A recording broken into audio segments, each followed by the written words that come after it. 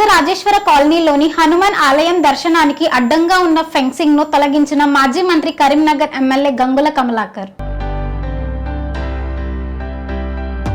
కరీంనగర్ నగరంలోని బొమ్మకల్ ప్రాంతంలోని చెర్మెడ ఆనందరావు మెడికల్ కళాశాల సమీపంలోని రాజరాజేశ్వర కాలనీలో కాలనీవాసుల ఆధ్వర్యంలో గత 10 ఏళ్ల క్రితం ఏర్పాటు చేసుకున్న హనుమాన్ ఆలయానికి భక్తులు రాకుండా కొంతమంది భూ కబ్జాదారులు ఆలయ దారికి అడ్డంగా ఫెన్సింగ్ వేశారు. ఈ విషయాన్ని కాలనీవాసులు ఎమ్మెల్యే గంగుల దృష్టికి తీసుకువెళ్లగా నేడు అక్కడికి వారు స్వయంగా చేరుకొని ఫెన్సింగ్ ను తొలగించారు. భక్తులకు ఎలాంటి ఇబ్బందులు తలెత్తకుండా తగిన చర్యలు తీసుకోవాలని పోలీసులను డిమాండ్ చేశారు. ఈ కార్యక్రమంలో ఎమ్మెల్యే గంగులతో పాటు మాజీ కార్పొరేటర్లు వంగపల్లి రాజేందర్రావు, దిండిగాల మహేష్, రాజరాజేశ్వర కాలనీ అధ్యక్షులు తదితరులు పాల్గొన్నారు.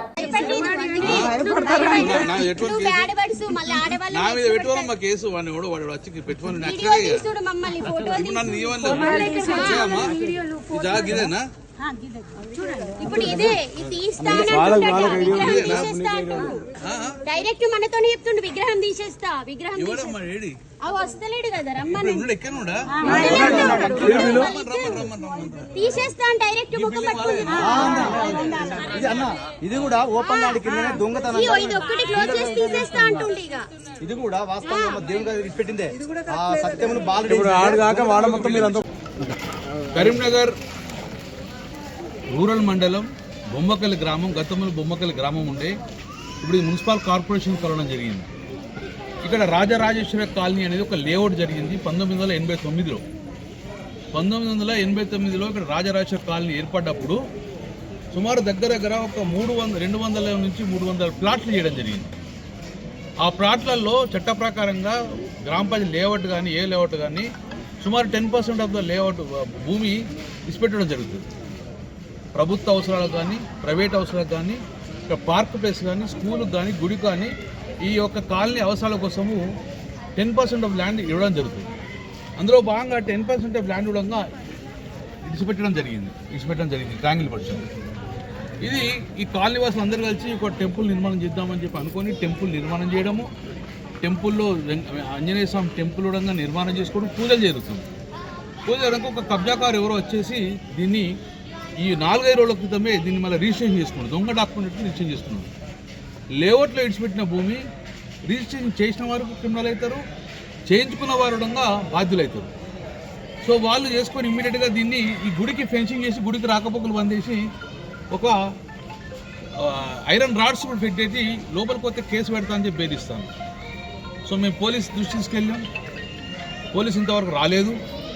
కాబట్టి మేమే ఆ యొక్క గుడికి విముక్తి కలగాలని చెప్పేసి ఈరోజు ఆ యొక్క స్టీల్ రాడ్ను పలుకోవడం జరుగుతుంది.